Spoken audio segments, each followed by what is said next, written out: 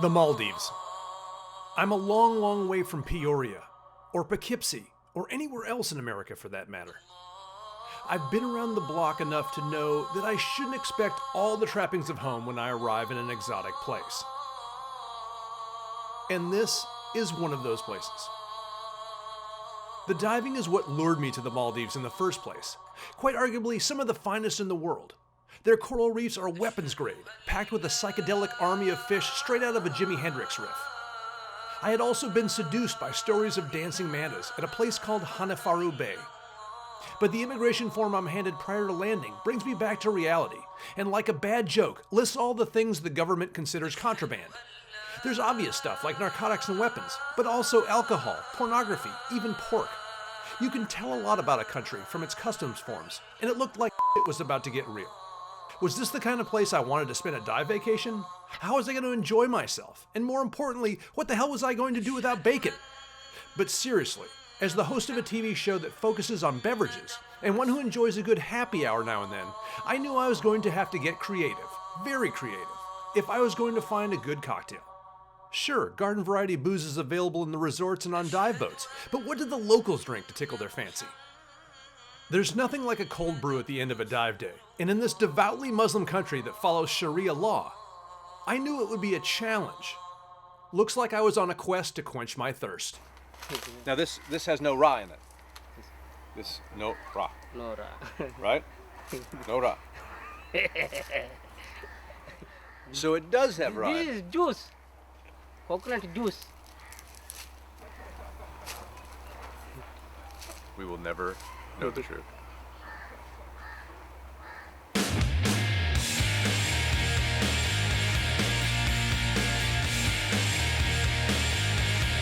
My name is Nick Lucy.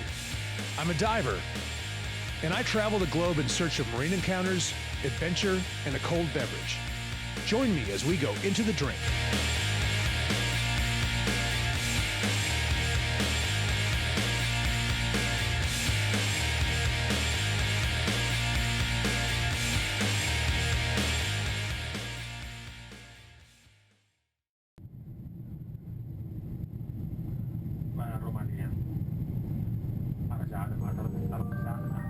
I've always been a Nile guy. When nature calls, I just gotta go. And besides, what can I see that I can't already on Google Maps? But this flight is different. This is one of those destinations that's definitely worth the window seat.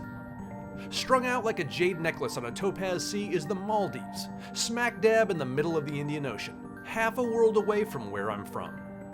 The Maldivian gift to our language is the word atoll, of which the nation is comprised of 26 of them, scattered from north to south below the Indian subcontinent. My search to find some real Maldivian hooch begins in the city of Male, the capital, largest city, and socio-economic hub of the archipelago. In fact, the Maldives was named after the city and literally means the islands of Male, so you know it's an important town. Male is the 5th most densely populated island on Earth, even denser than Manhattan. And since it's just a tiny speck of dry land with no room to grow, there ain't no spreading out to the suburbs here. It's one of those places where you're not quite sure what to expect. It's kinda got an Indian feel, a tropical vibe, and a Muslim spirit. I can't wait to explore the tightly packed narrow streets, and I've got the pleasure of hooking up with eBay, a local playboy and hipster who's volunteered to show me around Male's waterfront.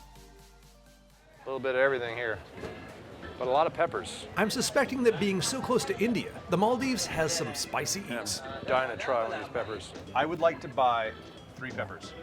A dark green one, a light green one, and a red one. Is it gonna burn my tongue off? Yes. In the Maldives' equatorial climate, nothing eases you into inferno-like temperatures than stuffing some searing hot peppers down your pie hole. I like that. That's about the level that I would use in cooking. You're cooking.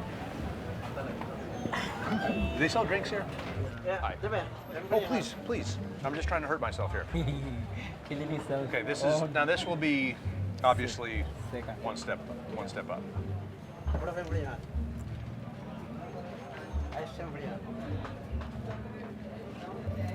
It's funny.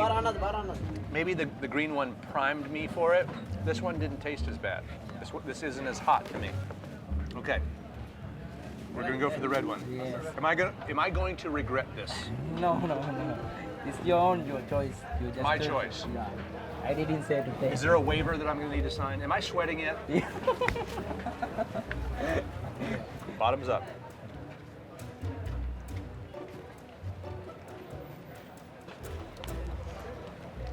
That green one tasted hotter to me. But I think this is kind of creeping up on me. This taste comes a little bit later, mostly. It has a slow burn to it. Yeah, slow burn. It's kind of building up and building up. Boom. But just to show you that I like this, I'm gonna have another bite. It's tasty pepper. Okay, that just hit me. Okay, here is water. Thank you. No water?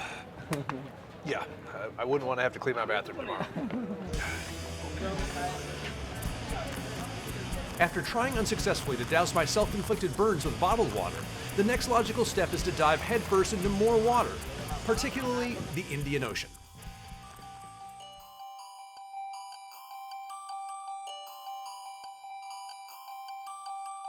Many of our planet's marine animals are night owls, allowing the sun's rays to fade and the seas to darken before setting out to do all the things that marine animals do.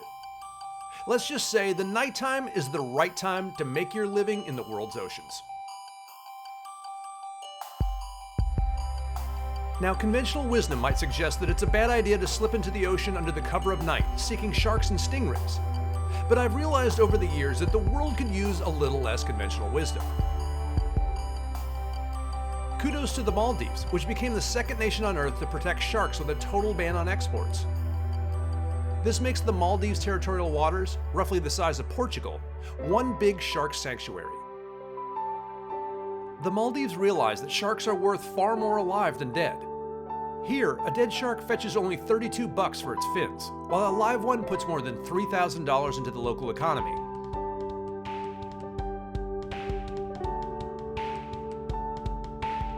Stingrays have gotten a bad reputation too, though you have a better chance of winning the Powerball than you do getting attacked by one.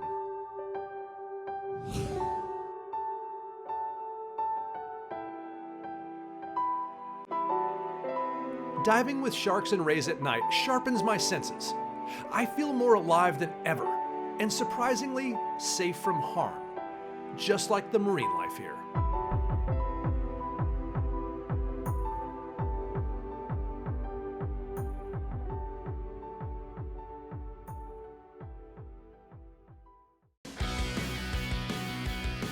While I was sawing logs, the crew of the Carpe Vita Explorer was readying the vessel for another glorious day of diving. Setting the course for adventure, my mind was on a new romance. It's time once again to gear up and go down. The Maldives reefs are serving up a tall, cool glass of awesome, and I've got a powerful thirst.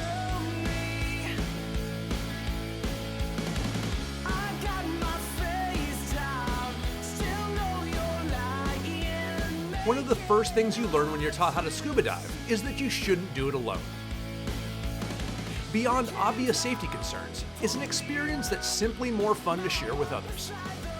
This philosophy, I've come to discover, applies to so much more in life. But I digress. Despite the fact that you're entering a silent world, it is by its very nature a gregarious activity. But small talk is not only difficult here, it's completely unnecessary. When you dive with others, you enter a sort of shared consciousness. It's a little like mental telepathy. As you're soaking in all the majesty that the Maldives reefs have to offer, you're thinking to yourself, is this real or is this a dream? And one glance at your dive buddy, who's nodding his head, gives you the answer you're looking for. And this shared consciousness is bursting at the seams with all that's going on here. With 99% of the Maldives area dominated by ocean, make no mistake that this is a water world of massive proportions. You don't come here to snow ski, mountain climb, or go night clubbing. You come here to see bizarre and badass things like mantis shrimp, a creature with an attack so powerful it's been known to break aquarium glass. This place seems like it was designed for scuba divers by some divine power. Asian and European divers have been coming here since leisure suits were in and All in the Family was pushing the boundaries of primetime television. but it's finally beginning to get the recognition it deserves among American divers. To call the Maldives reefs lush is like saying that China's got a lot of people. The ocean here is home to an astronomical quantity of fish species.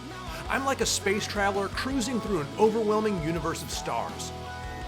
To take a page from Longfellow, ships that pass in the night and speak each other in passing, only a signal shown, and a distant voice in the darkness. So on the ocean of life, we pass and speak one another, only a look and a voice, then darkness again and a silence.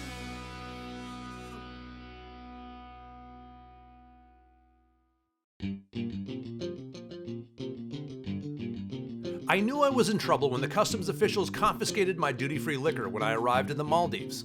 This Irishman was going to have to go to Plan B if he was going to find some libations in this country. Let's go find some booze. Well, as it turns out, the Maldives' lack of resources and remoteness has made its people very resourceful. I've become privy to a local beverage called ruku ra, a variation on palm wine, which is popular throughout Asia. With a little help from one of the Carpe Vita's crew members, I've got an advantage in my search for a local cocktail. We're going to meet a guy who makes some sort of liquor from coconut trees. That's all we know at this point. And it's got alcohol in it. No. No alcohol? Non-alcoholic. You're saying that with a smirk on your face, though. I think that you know something that you're not telling me. Yeah, It has booze in it, doesn't it? no, it does not. That's the official line. We're gonna find out for sure. Alright. Do we bring a breathalyzer with us? This elixir is known for its health benefits. In the Maldives, it's said that the drink gives you energy and keeps the ramen, or nectar collector, fit and healthy and live to be 80 or 90 years old. This is classic hurry up and wait. You know, we rushed to get here and now we wait. Yeah, that's what Maldives is famous for. We found our guy. Yeah, He's gonna bring us some of this coconut yeah. juice, water, whatever you want to call it. We don't really know what this is yet. Some kind of coconut mystery drink. Yes, you can call it like that. Well, my curiosity is piqued.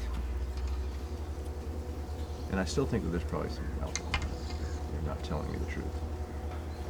Would that be? Find out. Okay. The flower clusters of the coconut trees are cut to produce a sap extract, a kind of nectar, which is then fermented to make palm wine. Resorts in the Maldives can have alcohol, Yeah. but you can't go down to your liquor store and get a bottle of wine, get a bottle of vodka. It's just locals cannot, they're forbidden to drink. Yeah. Yep. Like anywhere though, I'm sure there are people that find a way to get some, right? I mean, if you were of that ilk that you would want, you know, a little toddy after a hard day's work. He said this one's stronger. It's a stronger non-alcoholic drink. I'm starting to feel kind of funny. Really? Yeah. You? Yeah, I'm okay. What's he doing up there?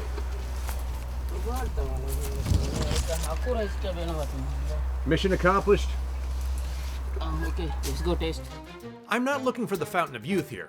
I'm just looking for a refreshing drink and maybe a slight buzz. But I can't even tell if this beverage is alcoholic. Taste. Go ahead, you first. You first? Yeah. You done? No, you first. All right. I want to make sure that he doesn't keel over first. Yeah, this one's better. Better. Yeah. How is it better?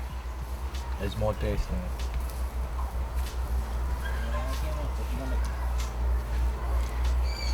Tastes like sweat.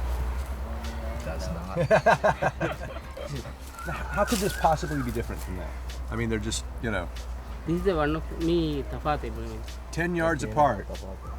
If we can catch that when it's really young, then the taste is really good. But if Okay. it gets old, and then after a couple of days, then it's bad. Okay. So, Thank you for introducing us to Rukura and leaving me with more questions than answers. Cheers to that. That's it then. You want some? No, no. You don't like it, huh? You don't touch the stuff? He's not drinking. Are you old enough to drink? Now this has no rye in it. This no rye, No, ra. right? No rye. So it does have This rye. is juice. Coconut juice. we will never know the truth. No, sorry. You don't drink it? I sometimes drinking though. No, every time. It's after 5 o'clock. Any. Like the Maldivian people themselves, this cocktail is a mystery that I may never solve, but makes me want to return again and again.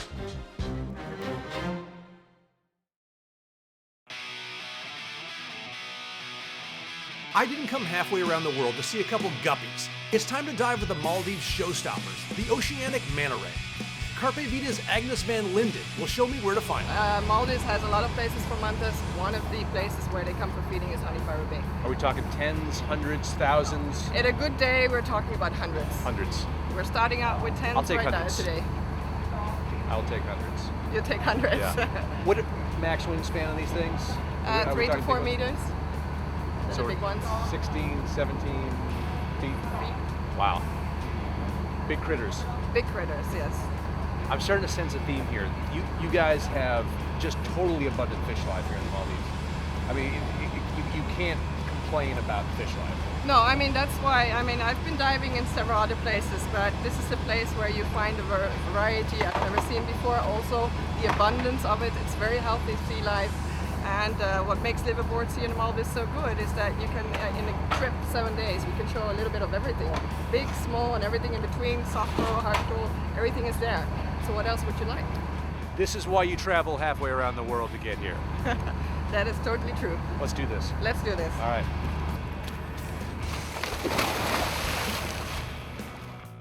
It's no secret that humans are a little awkward moving around underwater. The fact that we have to BYO air beneath the surface tends to make us a little less smooth. Ironically, the term fish out of water is quite appropriate in describing the lack of grace that our species exhibits while navigating the ocean's liquid medium. On the other end of the spectrum is the manta ray, which can move with a style and grace that's simply a joy to watch while scuba diving. And although these creatures can be found nearly anywhere in the globe between the 40th parallels, they're particularly common here in the Maldives. It's estimated that these atolls are home to a year-round population of 5,000, 3,000 of which have been individually identified and cataloged. Nowhere in this archipelago are they seen with more frequency than the sanctuary at Honeyfaru Bay. They're feeding, but they're dancing at the same time. They're not shy at all either. No, they're not. You have to get it out of their way. The giant oceanic manta ray, or Manta birostris, is the largest ray in the world. They can reach up to 30 feet in width and weigh nearly 3,000 pounds. They're actually fish, a close relative of sharks, and they respire underwater and must keep moving in order to keep water flowing over their gills. Watching them is like observing poetry in motion. Here in Honeyfaru Bay, you'll see 100 or more mantas performing their aquatic ballet. You know, there are a lot of other destinations that get all the credit for having mantas. You know, a certain one in Micronesia, a certain one, the 50th state of the United States. But that was amazing. This has to be on every diver's bucket list. There's no doubt about it. This is just incredible. Well, I got here and never left, so that's now you know Starting why. to see why. Yes. I'm thinking about doing the same, actually. This is one of those places that divers in the know very well. So it's no surprise when I run into my friend Berkeley White, owner of Backscatter Underwater Video and Photo, who's also here for the mantas. Big supporter of Into the Drink. Well, it's good to see you and the crew out here. Looks like you got some manta action today. We got a lot of mantas. Right on. You being here for 4 weeks is a testament to the fact that this is a photographer's paradise. Yeah, dream come true. And you know, the really cool thing about the Maldives is they protect all their fish. There's not a lot of fishing, so the reefs are packed with small fish. Yeah. And they don't really have like a marine park system. They just have kind of the honor system. It's really cool. We're here on board for a week.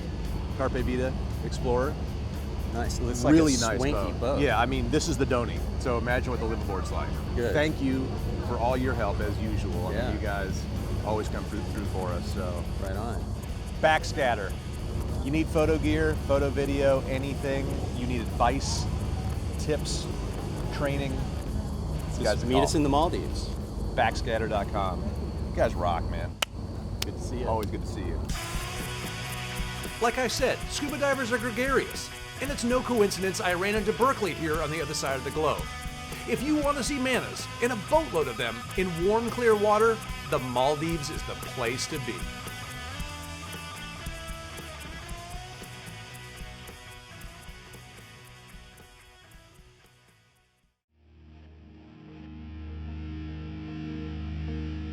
As the Muslim call to prayer blasts from the minarets, I reflect upon another experience that has boosted my spirituality. I've traveled quite literally halfway around the world to experience the Maldives and found an exotic place that is located well outside my comfort zone. I sampled some flavors that challenged my senses, singed my taste buds, and redefined my definition of pain. I think these people are deriving pleasure from my pain. I discovered a beverage that's as mysterious and enigmatic as the people of this faraway land. And I witnessed an aquatic menagerie of reef and fish as lush and varied as any dive destination I've ever seen. So would I recommend traveling halfway around the world to get here? That's a resounding yes that bears repeating. Into the drink. Into the drink. Yes. Into the drink. Into the drink. Fist pump. Into the drink. Into the drink. Into the drink. Into the drink. Into the drink. Into the drink. Into the drink.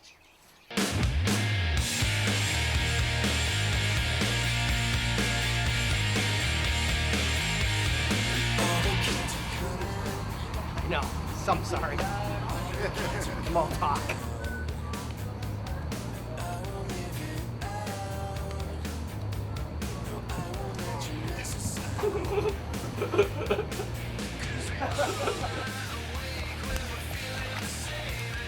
Yeah, it will come for you.